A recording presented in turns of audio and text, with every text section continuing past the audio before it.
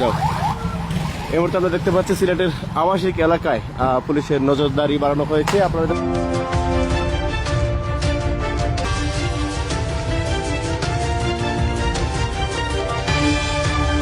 জানেন আমরা গতকালকে একটি ঘটনা ঘটে সিলেটের হাউজিং এস্টেট এলাকায় ছিনতাইয়ের ঘটনা আমরা দেখেছি।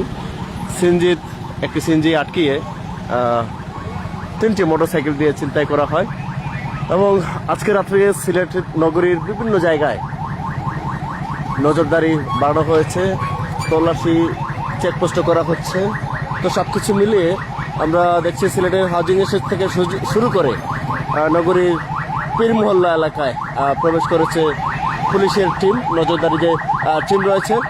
এবং আজকে রাতব্যাপী বিভিন্ন জায়গায় কিন্তু তারা এরকম তল্লাশি চেকপোস্ট এবং নজরদারি অব্যাহত রয়েছে বিভিন্ন জায়গায়।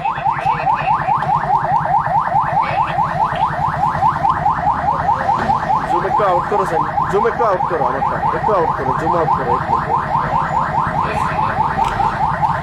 আমরা রয়েছি নগরীর পীর মহল্লা এলাকায়।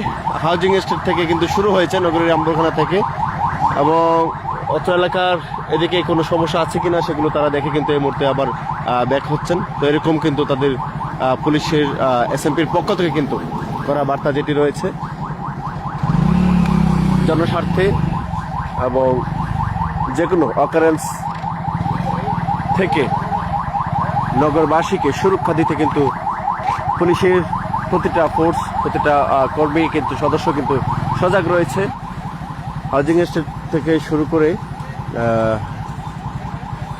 পীর মহল্লা এলাকায়, পশ্চিম পীর মহল্লা এলাকায় কিন্তু পুলিশের যে টিম রয়েছে সেই টিমটি এই মুহূর্তে অবস্থান করছে, যা আমরা দেখতে পাচ্ছি সরাসরি।